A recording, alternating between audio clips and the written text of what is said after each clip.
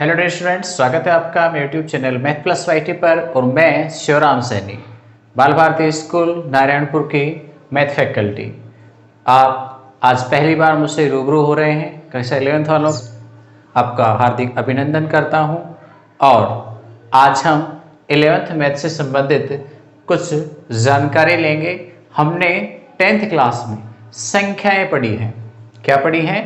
संख्याएं पढ़ी हैं। और अब हम यहाँ पे बात करेंगे किसके बारे में? कॉम्प्लेक्स नंबर, सैमरिज संख्या। सैमरिज संख्याएं क्या होती हैं? उससे पहले हम बाकी सभी संख्याओं का एक बार दोहरान करते हैं। देखो, प्राकृत संख्या है, उसको हम क्या कहते हैं? नेचुरल नंबर कहते हैं इंग्लिश में। और नेचुरल एन से शुरू होता है, तो प्राकृत संख्याओं को प्रदर्शित करने के लिए कैपिटल एन काम में लिया जाता है। क्या काम में लिया जाता है? कैपिटल एन काम में लिया जाता है। अब क्या क्या आती है इसमें? एक से शुरू होने वाली संख्याएं, 1 2 3 4 5। ठीक है, ये क्या है हमारे पास? प्राकृत संख्याएं हैं। फिर हम बात करते हैं पूर्ण संख्याएं, जिनको कहते हैं वूल नंबर। क्या कहते हैं? वूल नंबर। वूल नंबर डब्ल्यू से शुरू होते हैं, तो पूर्ण संख्याओं को डब्ल्यू से रिप्रेजेंट करते हैं, कैपिटल डब्ल्यू। और इसमें क्या होता है? 0 से शुरू होने वाली संख्याएं आती हैं। ठीक है, इसमें किसी प्रकार से कोई भाग नहीं होंगे, सीधे सीधे 1 1 के बाद सीधे 2 आएगा। ऐसा नहीं कहेंगे कि इसमें 1.5 आएगा, 3/2 आएगा या 5/2 आएगा। ऐसे कोई भिन्नात्मक मान नहीं होंगे, तो ये सीधे ही होंगे, 1 के बाद 2, 2 के बाद 3, 3 के बाद 4। वैसे ही पूर्ण संख्याएं हैं, उनमें 0 से शुरू होंगी संख्याएं। फिर और आगे हम बात करें तो क्या होती हैं? पूर्णांक संख्याएं। और पूर्णांक संख्याएं हैं वो इंटीजर नंबर। इंटीजर नंबर यानी आई से लिखी जाती हैं। इंटीजर को आई से रिप्रेजेंट करते हैं। तो यहां एक और भी वर्ड है, एक और फिगर है, जेड। एक और लेटर जिसे हम कह सकते हैं जेड है। तो जेड से भी पूर्णांक संख्याओं को रिप्रेजेंट करते हैं, आई से भी करते हैं, दोनों ही रूप है।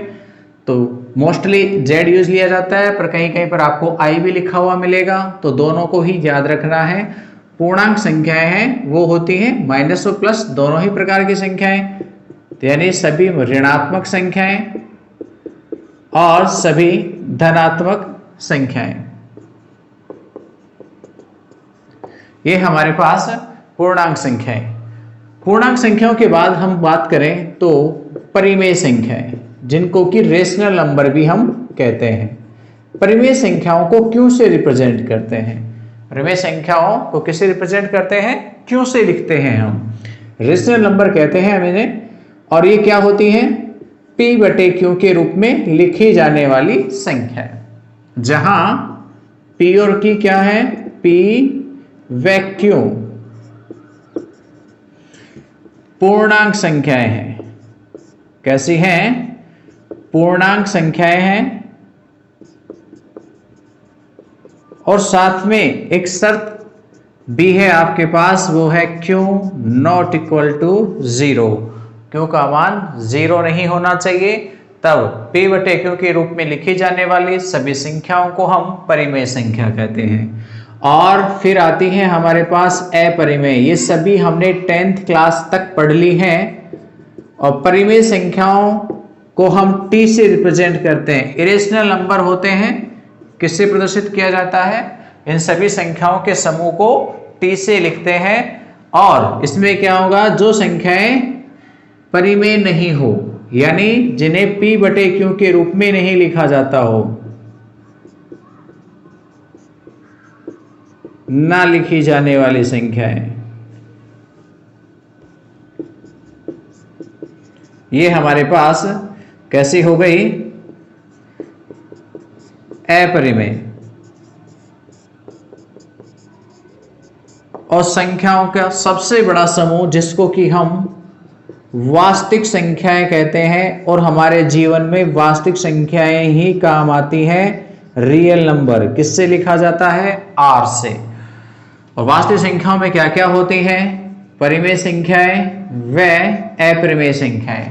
दोनों को एक साथ लिख दिया जाए तो उन्हें क्या कहते हैं? हम वास्तविक संख्याएं, यानी परिमेय और अपरिमेय संख्याओं के समूह को वास्तविक संख्याएं कहते हैं। ये सारी चीजें हमने पढ़ी हैं। अब मैं थोड़ा सा वापस लौट करके 10वीं कक्षा के ही एक टॉपिक की बात करता हूं, क्वाड्रेटिक इक्वेशन, द्विघात समीकरण। पढ़ी है आपने? क्या होता है रूप ax² plus bx plus c equal to 0। ये क्वाड्रेटिक इक्वेशन द्विघात समीकरण का मानक रूप है, जहां a not equal to 0 and a b c तीनों क्या हैं? वास्तविक संख्याएं हैं, यानी ये रियल नंबर्स हैं, या तो परिमेय होंगी या अपरिमेय होंगी। तो a b c वास्तविक संख्याएं हैं, पर a 0 नहीं होना चाहिए, तब ये कहलाती है द्विघात समीकरण। अब द्विघात समीकरण जब हमने पढ़ी तो वहां हमारे पास व्युत्क्रम आया b² माइनस 4ac, जिसको हम d से लिखते हैं। क्या है ये? व्युत्क्रम b² माइनस 4ac। और जब हमने इस क्वाड्रेटिक इक्वेशन द्विघात समीकरण के हलों की बात की, सॉल्यूशन की बात की, मूलों की बात की, जिनको कि रूट भी कहते हैं, तो जब हमने इनके रूट निकाले तब हमने इसके लिए कंडीशन पढ़ी 3। क्या क्या थी? एक थी ग्रेटर देन 0, यदि b² माइनस 4ac का मान 0 से बड़ा हो तो हम कहते थे कि द्विघात समीकरण के मूल हैं वो वास्तविक और भिन्न भिन्न हैं। याद कीजिए, ऐसा कुछ हमने पढ़ा था। सेकंड कंडीशन थी b² minus 4ac equal to 0, यानी इस कंडीशन में हमने कहा कि द्विघात समीकरण के मूल वास्तविक और समान हैं। कैसे कैसे हैं? वास्तविक और समान। और तीसरी कंडीशन थी b² minus 4ac less than 0, जब b² माइनस 4ac का मान 0 से छोटा हो, तब हमने कहा कि द्विघात समीकरण के मूल विद्यमान नहीं है। ऐसा क्यों हुआ? लेस देन 0 से क्या हो गया कि मूल विद्यमान नहीं है? आपने इससे आगे जानने की कोशिश नहीं की। अब हम इसी टॉपिक के ऊपर बात करने वाले हैं कि b² minus 4ac less than 0 होते ही हमने कैसे कह दिया कि इसके मूल विद्यमान नहीं होंगे। उसके लिए हमें और वापस पीछे जाना पड़ेगा 6th क्लास तक के लिए। और 6th क्लास में हमने एक चीज पढ़ी, वो क्या? वो ये कि कोई भी पूर्ण वर्ग संख्या है। कैसी? पूर्ण वर्ग, जिसको कि परफेक्ट स्क्वायर भी कहते हैं। कोई भी पूर्णवर्ग संख्या परफेक्ट स्क्वायर नंबर है। क्या होती है? पूर्णवर्ग संख्या जैसे x², a² माइनस 2², ये सभी क्या है? पूर्ण वर्ग संख्याएं हैं। जिन पे स्क्वायर लग रहा है वो सभी क्या है? पूर्ण वर्ग संख्याएं हैं। और इन सभी पूर्णवर्ग संख्याओं के मान हैं वो हमेशा धनात्मक होते हैं। कैसे होते हैं? पॉजिटिव होते हैं, धनात्मक होते हैं। और धनात्मक मानों को ग्रेटर देन इक्वल टू 0 लिखा जाता है, यानी 0 के बराबर।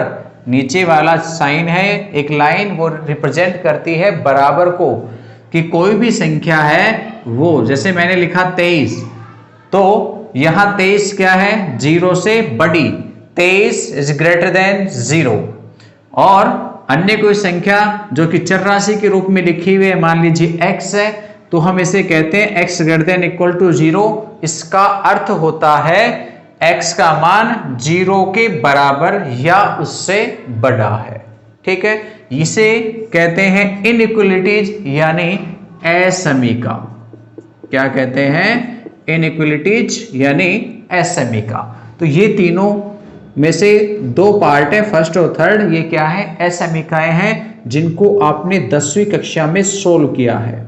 याद आ रहा होगा चैप्टर 4 2 चरों वाले रैखिक समीकरण युग्म एवं असमीकाएं, और वहां आपको इन्हें ग्राफ से हल करना सीखा था। तो ये असमीकाएं हैं। इन असमीकाओं में ग्रेटर देन या लेस देन के साइन होते हैं, और ये आपने अच्छे से समझे होंगे कि ग्रेटर देन का अर्थ है कि वो संख्या 0 से बड़ी है। यदि 0 लगा हुआ है तो ये संख्या 0 से बड़ी। 0 से बड़ी संख्याएं कैसी होती हैं? धनात्मक होती हैं। और 0 से छोटी कैसी होती हैं? ऋणात्मक होती हैं। आप यहाँ देखिए, 0 से बड़ी इधर है और 0 से छोटी इधर है। तो 0 से छोटी हैं वो तो कैसी है? ऋणात्मक। और 0 से बड़ी है वो कैसी है? धनात्मक। तो ये धनात्मक है और ये ऋणात्मक है। जब धनात्मक मान मिलता है तो हमारे पास द्विघातीय सूत्र में इसका वर्गमूल ज्ञात हो जाता है। क्यों? क्योंकि हमने बताया पूर्ण वर्ग संख्याएं होती हैं वो धनात्मक होती हैं और पूर्ण वर्ग संख्याओं का ही वर्गमूल ज्ञात किया जा सकता है। वर्गमूल किनका निकाला जा सकता है? पूर्ण वर्ग संख्याओं का। तो ये पूर्ण वर्ग संख्या है तो इनका वर्गमूल निकाला जा सकता है। ये एक्स स्क्वायर है तो वर्गमूल क्या आएगा? Plus minus x. A square का क्या आएगा? Plus minus A. और माइनस 2 का स्क्वायर है, इसका वर्गमूल निकालेंगे तो प्लस माइनस 2 आ जाएगा। तो पूर्ण वर्ग संख्याओं के ही वर्गमूल ज्ञात किए जा सकते हैं और पूर्ण वर्ग संख्याएं हमेशा कैसी होती हैं? धनात्मक होती हैं। इस चीज को आपको याद रखना है हमेशा के लिए कि पूर्ण वर्ग संख्या का नाम कहीं पर आया, कहीं घात है, वो सम संख्या के रूप में है। कहीं भी घात किसके रूप में है? सम संख्या के रूप में है, तो वे सभी पूर्ण वर्ग संख्याएं होंगी और पूर्ण वर्ग संख्याएं हमेशा धनात्मक मान देती हैं तो उनका वर्गमूल ज्ञात किया जा सकता है। लेकिन ये जो लास्ट की कंडीशन है इसमें मान 0 से छोटा है, कैसा? ऋणात्मक। अब ऋणात्मक मान है तो ये पूर्ण वर्ग नहीं है और पूर्ण वर्ग नहीं है तो वर्गमूल नहीं निकाला जा सकता। ठीक है? आप कहोगे सर जी 3 है, 3 का तो वर्गमूल नहीं निकलता। बिल्कुल क्यों नहीं निकलेगा? आप 3 के ऊपर रूट लगाएंगे तो ये हो जाएगा प्लस माइनस √3। प्लस √3 वो अप्रमेय संख्या है, माइनस √3 वो भी अप्रमेय संख्या है, तो हमें तो वास्तविक संख्या मिल रही है, तो ये इसके लिए पूर्ण वर्ग कहलाएगी। लेकिन क्या माइनस में √3 है, इसके लिए वर्गमूल लिख पाएंगे आप? जी नहीं लिख पाएंगे। क्यों? क्योंकि ऋणात्मक संख्याओं के लिए वर्गमूल नहीं निकलेगा। तो ये कॉन्सेप्ट याद रहना चाहिए। पूर्ण वर्ग संख्याएं धनात्मक होती हैं, इट मींस धनात्मक संख्याओं का ही वर्गमूल निकाला जा सकता है। यदि किसी संख्या को पूर्ण वर्ग के रूप में लिखा जा सकता है तो वो संख्या आपके पास वर्गमूल निकालने के लिए भी अवेलेबल होगी, उपलब्ध होगी। लेकिन यदि किसी संख्या का वर्ग है वो धनात्मक नहीं है तो हम उसे पूर्ण वर्ग नहीं कहेंगे। जैसे मान लीजिए मेरे पास एक इक्वेशन है x² + 1 = 0, द्विघात समीकरण। ध्यान से देखिए, जो ही मैं इसे यूं लिखता हूं x² = -1, मैं 1 को इधर लेके आता हूं तो क्या बनेगा? x² = -1। अब x² उधर तो वर्ग हो रहा है लेकिन सामने मान कैसा है? नेगेटिव है। इसका मतलब ये संख्या है वो धनात्मक नहीं है, इसका मतलब यहां वर्गमूल नहीं निकाला जा सकता है। तो इस प्रकार की द्विघात समीकरणों में हम कह देते थे कि उसके मूल विद्यमान नहीं है, या फिर यूं कह सकते हैं कि मूल काल्पनिक होंगे। तो ये जो मान मिला हमें, तो ये √1 मिल गया। माइनस में यदि मैं इसे लिखना चाहूंगा तो ये कहलाएगा प्लस माइनस में √-1। ठीक है? वर्गमूल लूंगा तो रूट लगेगा, और इतना भी ध्यान रखना है जो ही हम रूट लेते हैं तो दोनों साइन लगते हैं, प्लस और माइनस। तो हमने रूट के बाहर प्लस माइनस लगाया है। √-1 ऋणात्मक संख्या है तो हम इसे ये तो नहीं कह सकते कि इसका वर्गमूल विद्यमान है। हम माइनस की संख्या के लिए वर्गमूल लिख देंगे कि माइनस से आप बाहर निकाल दिया, 1 का वर्गमूल 1 होता है, ऐसा नहीं होगा। तो √-1 को आयोटा लिखा गया, आई से प्रदर्शित किया जाता है। √-1 को किससे लिखा गया? आई से, जिसको क्या पढ़ते हैं? आयोटा। और इसे ही क्या कहते हैं? काल्पनिक नंबर कहते हैं। तो जहां पर भी माइनस में संख्या है और उस पर रूट लगा हुआ है, समझिए वो कैसी है? काल्पनिक संख्या है, यानी वहां क्या आएगा? आयोटा। तो जहां पर भी आयोटा लिखा मिलेगा वो संख्या क्या कहलाएगी? काल्पनिक। जैसे मान लीजिए आपको मिला √-25, आप कहोगे सर 25 का तो वर्गमूल निकल जाएगा। बिल्कुल निकल जाएगा। तो हम इसको कैसा लिखेंगे? हम इसे लिखेंगे 25 गुणा -1। 25 का तो वर्गमूल 5 हो जाएगा, और -1 के लिए क्या लिखेंगे? √-1, और √-1 को हम क्या कह रहे हैं? आयोटा। तो ध्यान रखना है जहां भी माइनस आएगा हम उस माइनस की बजाय बाहर क्या लगा देंगे? आयोटा लगा देंगे।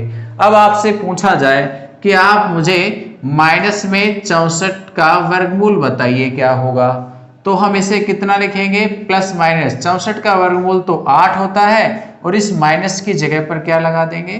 आयोटा लगा देंगे, ठीक है, क्योंकि √-1 का मान कितना होता है, आयोटा होता है। तो ये बात आपको थोड़ी बहुत समझ में आई होगी कि ये जो मान है ये नेगेटिव आएगा और नेगेटिव संख्या का वर्गमूल है वो संख्या काल्पनिक कहलाती है। रूट में माइनस की संख्या यदि आती है तो उस माइनस की संख्या को क्या कहते हैं, काल्पनिक संख्या। तो ये भी काल्पनिक है और यहाँ पर लिखा हमने √-25, ये भी काल्पनिक है। तो कहीं भी रूट में नेगेटिव आपके पास नंबर है वो सभी काल्पनिक संख्याएं कहलाती हैं, इमेजरी नंबर कहलाते हैं। तो यहाँ आप माइनस हटाकर बाहर आयोटा लगा सकते हो।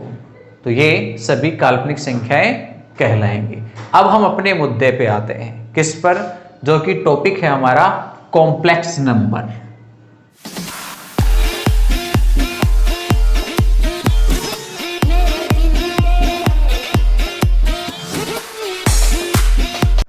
तो अब तक हमने जाना कि ऋणात्मक संख्या के वर्गमूल को क्या कहते हैं, काल्पनिक संख्या कहते हैं, जैसे कि √-1, √-25, √-7, ऐसे और भी बहुत सारी यानी आदि को काल्पनिक संख्या कहते हैं। खूब सारे लिखी जा सकते हैं, बस रूट में क्या होना चाहिए, माइनस होना चाहिए, वो सभी काल्पनिक संख्याएं कहलाएंगी।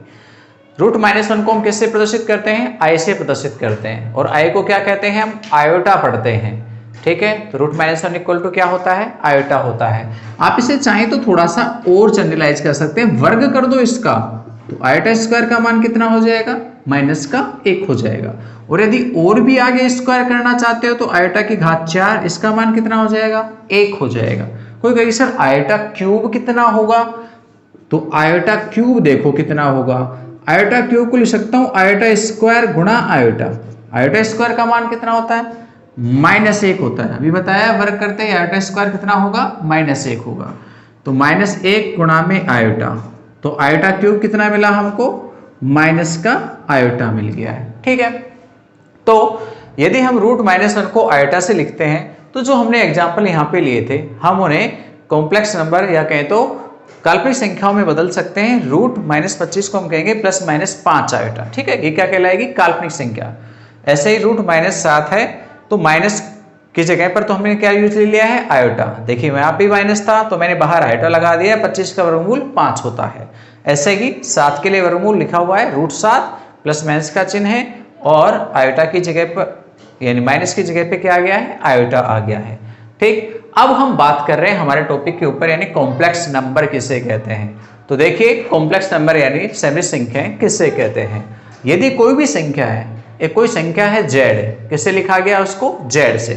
यदि किसी संख्या z को a प्लस आयोटा b, किससे लिख रहे हैं हम, a प्लस आयोटा b के रूप में व्यक्त किया जाए या लिखा जाए तो z को समिश्र संख्या यानी कॉम्प्लेक्स नंबर कहते हैं। यहां a और b दोनों क्या हैं, वास्तविक संख्याएं हैं। यहां a और b कैसी हैं, वास्तविक संख्याएं हैं, रियल नंबर है। ये एक मैंने चिन्ह बनाया है जो आपको ई जैसा दिखाई दे रहा है, ठीक है। इसे कहने को तो एप्सिलॉन होता है ये, लेकिन यहां मैथमेटिक्स में इसका अर्थ निकलता है बिलोंग्स टू। क्या अर्थ है, बिलोंग्स टू, यानी ए और बी आर में से हैं। आर क्या है, अभी थोड़ी देर पहले बताया था, आर वास्तविक संख्याएं हैं। तो वास्तविक संख्याओं में से ए और बी, यानी ए और बी या तो परिमेय है या फिर अपरिमेय संख्याएं हैं। तो ए बी दोनों वास्तविक संख्याओं में से हैं, तो ए भी वास्तविक है, बी भी वास्तविक है। बस क्या नहीं है वास्तविक, आयोटा नहीं है, वो क्या है, काल्पनिक है। अब ये बताइए हमारे पास ये जो z संख्या है इसके दो भाग हैं, एक तो ये है और एक ये है। एक भाग में आयोटा है, एक भाग में आयोटा नहीं है। हम कह रहे हैं a और b दोनों वास्तविक संख्याएं हैं। ये जो भाग है जिसमें आयोटा नहीं है उस भाग को कहते हैं कॉम्प्लेक्स नंबर का या समिश्र संख्या का वास्तविक भाग। a को z का या समिश्र संख्या का वास्तविक भाग कहते हैं। क्या कहते हैं, वास्तविक भाग कहते हैं, जिसको कि रियल z से भी प्रदर्शित करते हैं। वह सेकंड क्या है, ये जो भाग है जिसमें आयोटा आ रहा है ये क्या कहलाता है, काल्पनिक भाग। जहां भी आयोटा आएगा वो कौन सा भाग होगा, काल्पनिक। क्यों, क्योंकि आयोटा खुद काल्पनिक संख्या है, तो आयोटा वाला पद क्या कहलाएगा, काल्पनिक भाग कहलाएगा। वह बी को, आयोटा का गुणांक है बी, तो बी को क्या कहते हैं, बी को जेड का काल्पनिक भाग, इमेजिनरी पार्ट कहते हैं। और इसको लिखते हैं आई एम, इमेजिनरी जेड, यहां लिखा हुआ है R E, R E means real, तो ये रियल पार्ट है जेड का, और ये क्या है, बी क्या है, जेड का इमेजिनरी पार्ट है। तो ये हो गया इमेजिनरी पार्ट बी, और ये है ए वास्तविक पार्ट। यानी एक कॉम्प्लेक्स नंबर में दो भाग होते हैं, एक भाग वास्तविक भाग कहलाता है, और आयोटा के गुणांक वाला जो पद है वो क्या कहलाता है, काल्पनिक भाग कहलाता है, इमेजिनरी पार्ट कहलाता है। ठीक है, तो जेड के दो पार्टीशन, एक वास्तविक भाग, एक काल्पनिक भाग। ठीक है, अब देखिए आगे हम बात कर रहे हैं कि कोई दो काल्पनिक संख्याएं या कहें तो सैमरिज संख्याएं आपके पास बराबर हैं, कोई दो सैमरिज संख्याएं कहीं बराबर हैं। बराबर होने का अर्थ है उनके वास्तविक और काल्पनिक भाग बराबर होते हैं। तो समान वास्तविक संख्याएं क्या होती हैं,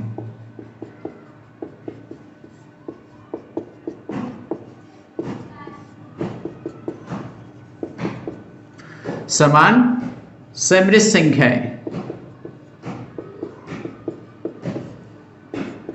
क्या होंगी। मान लीजिए हमारे पास a प्लस आयोटा बी व x प्लस आयोटा y, दो संख्याएं समान हैं। ये कब समान होंगी, जब इनके वास्तविक और काल्पनिक भाग बराबर होंगे। यानी जब a बराबर x, ये वास्तविक भाग, इसका वास्तविक भाग x, व काल्पनिक भाग b और यहाँ पे काल्पनिक भाग y, यदि वास्तविक और काल्पनिक भाग बराबर हो, यदि वास्तविक और काल्पनिक भाग आपस में बराबर हैं, तो फिर वे संख्याएं कैसी कहलाएंगी, समान कहलाएंगी। आप यदि एक को Z1 और दूसरे को Z2 से लिखें तो मैं कह सकता हूं Z1 बराबर Z2, और कहीं पर दे दिया जाए कि दो संख्याएं हैं वो समान हैं, तो आपसे वहां कोई मान पूछा जाए तो आप उन्हें भी ज्ञात कर सकते हो। ठीक है, तो क्या होगा, जैसे मैं आपको एक एग्जांपल दूं, मान लीजिए लिखा गया कि 3 और माइनस में √2 प्लस 2 आयोटा बराबर x माइनस 2 या x माइनस √2 प्लस में 2 आयोटा, तो x का मान ज्ञात कीजिए।